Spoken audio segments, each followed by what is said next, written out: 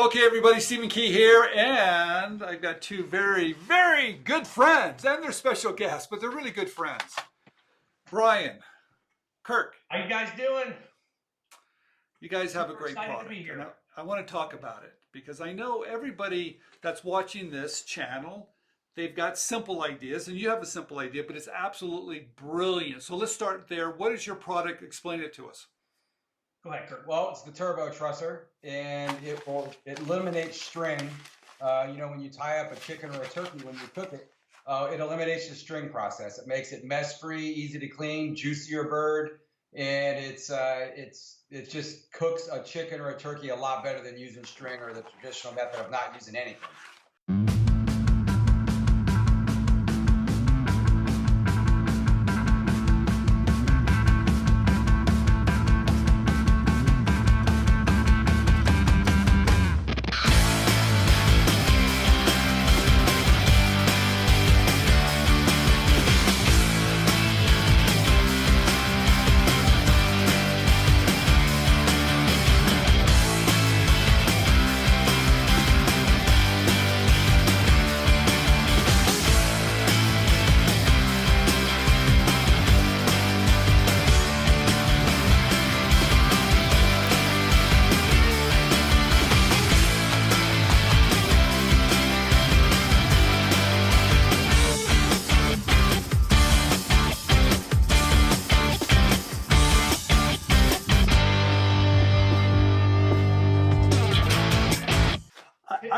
I have to say, I'm going to hold this up for a minute because when you first sent this to me, I used it, right? Because I don't like to fight with the string with my chicken or turkey. I'm fighting with it. I got to make sure it's right. It just looks ugly sometimes. Sometimes I tie it right.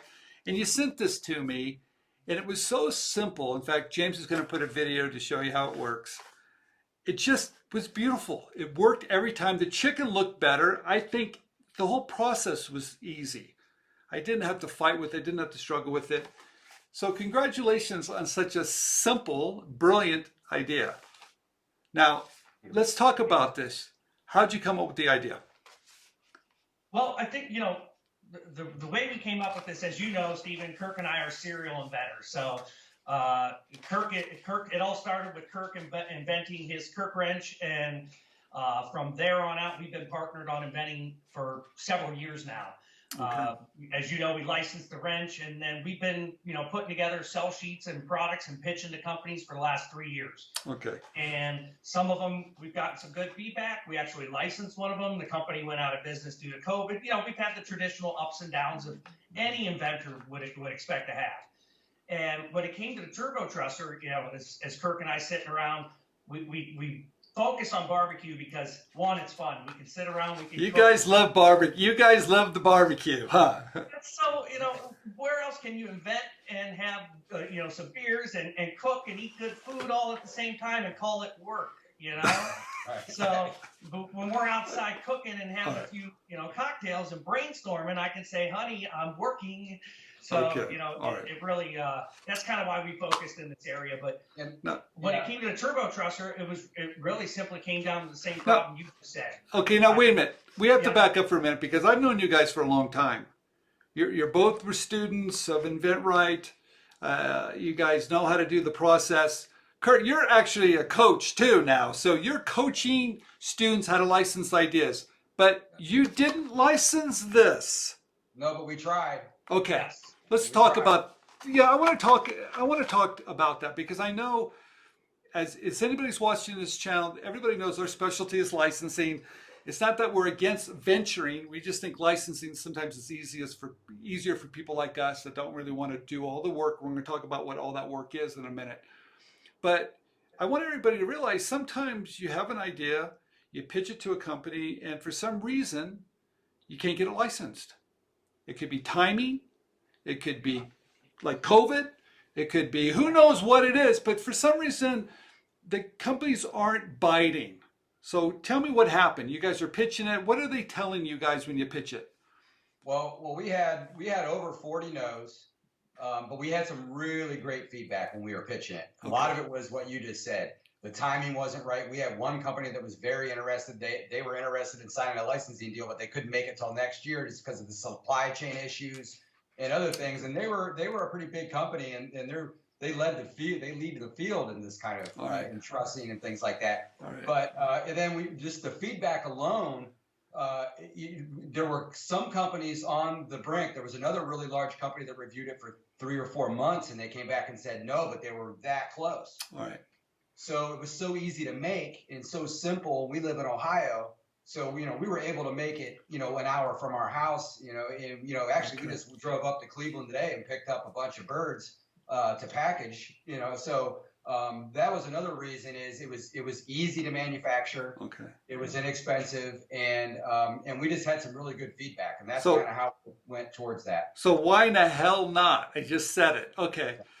Because some people. Some of the feedback, Stephen, was and some people may hear this. We got feedback that it was seasonal, and I think when you look at our product, you see that it's a turbo trusser and turkeys, and I think when we presented it to companies, a lot of times they saw a turkey and they thought Thanksgiving, Christmas, and that's it.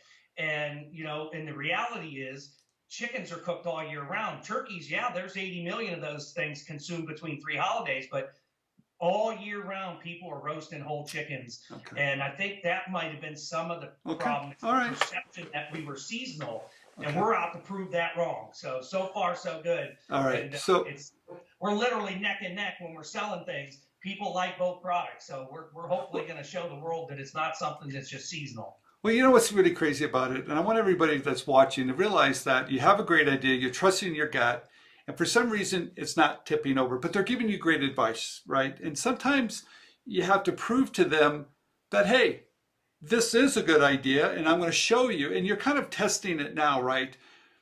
So you're selling a lot of these. In fact, it's been exciting to see the uptake, and people have already gotten them and used them and done reviews on them, and it's just been all positive so far. And we did a Kickstarter with an old product, smokestacks pans, that we tried to license, and we heard everything under the sun negative when we put that online. And luckily, so far so good. We've had great feedback. People are ordering, and they're getting them and using them.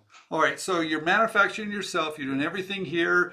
Forget supply chain, because you're doing this here, which is good for you because there's some huge problems.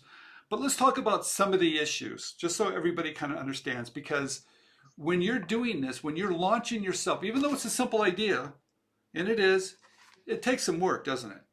Oh yeah, a lot of work. I mean, and I tell, when we talk, I mean, I wouldn't try to do it if I didn't have a team of people around me, because trying to do it by yourself would be absolutely impossible. It'd probably drive you insane if you try to do it by yourself. So you got to have a good team around you, number one. Okay. Number two, you got to have some finances. You got to be able to pay for the material and all that. And yeah, there were a lot of roadblocks. Like, we were supposed to get our packaging machine 3 weeks ago. We got it a month ago. We got it 2 weeks ago.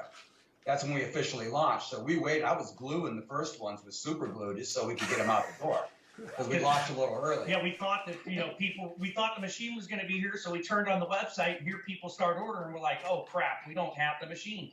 What are we going to do? Well, we super glued the packages together and got them out, and people are using them, and now it's official.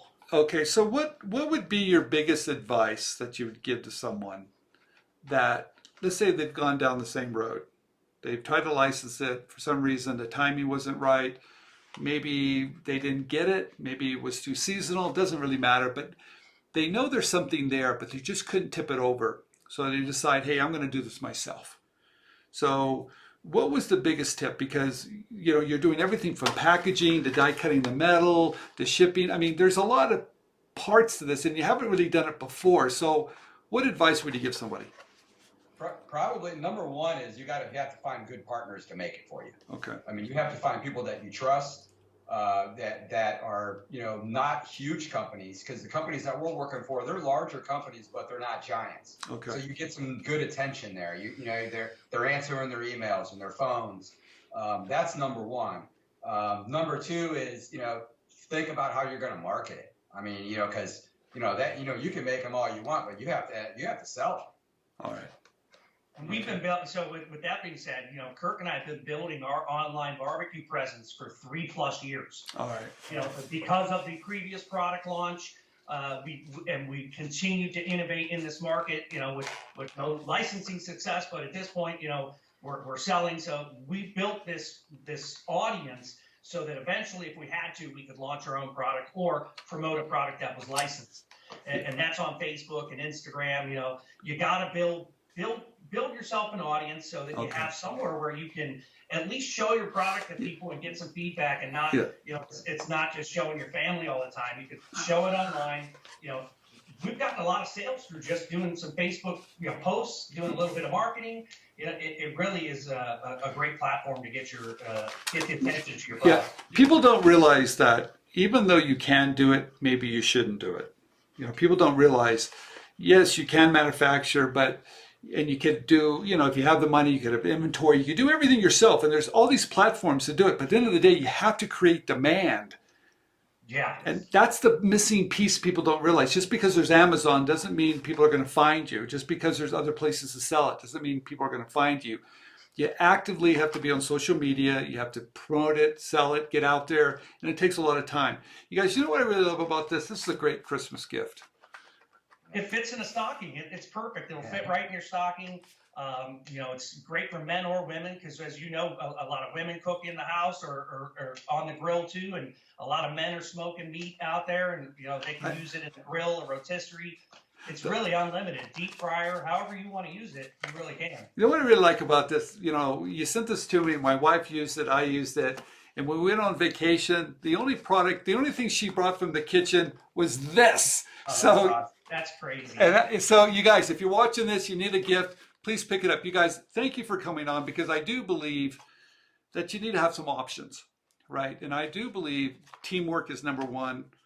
Understand a little bit about manufacturing, being close to home, especially with supply chain issues. Having a social media presence that you've already built for 3 years is going to help you, but there's a lot of work involved. Yeah. Right? And Stephen, ultimately, we want to go out, prove that we can sell the inventory we have. We've already talked to one of the largest companies in our market and told them, hey, we launched this, and they said, well, come back with 5,000 or 10,000, sell 5,000 or 10,000 units and call us. That might make all the difference. So ultimately, we do intend to go back to companies, approach them to license it, and maybe we can carve out some space for us to still sell it ourselves, or we license it fully to someone else. We can private label it now. We've got a lot of options. And actually, we just had our first retail store reach out, and we've got our first retail store, Mississippi barbecue store, and they're going to pick it up and carry us out there in Mississippi. So soon you'll be able to get them in brick and mortar. You know what I like about this? Some of these companies, if you can take away some risk like you're doing now, it's going to be much, much easier. Now, sometimes you can't do that. Maybe you don't have the time or the money. But to go back at these guys and say, look, we sold X amount, they're going to love this because you just took away all the risk. And sometimes they need a little bit of a push. Yep. All right. You guys, thank you for coming on. Great job. I love it. It's a great product. Everybody, great gift. And you can get it. Hey, if I order this, can I actually get this in time? What's going on with that? Yeah, we're shipping same day. So if you order today, they're going out today, and they'll be there in 3 business days. Free shipping too. So we're covering the cost of shipping in the U.S. So if somebody wants to order it today, they're $14.99 currently. Free shipping. Check us out on turbotrusser.com, and you can pick them up and still have time to get them before Thanksgiving. All right. You guys, thank you very much. All the information down below. You guys find it. We'll have a link to where you can purchase it. Kurt, Brian, thank you for coming on. You guys are awesome. Love the product. Simple, brilliant. I would say this is one simple idea. Thank you, guys. That's where it all started, Stephen, when I bought your book. That changed the game for me. 9 times I think I listened to it. All right. Well, thank you, guys. You guys take care. Yep. Right, thanks. Bye. Bye.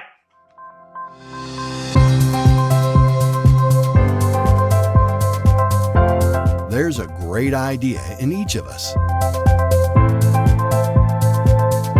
But it's truly magical to see it come to life.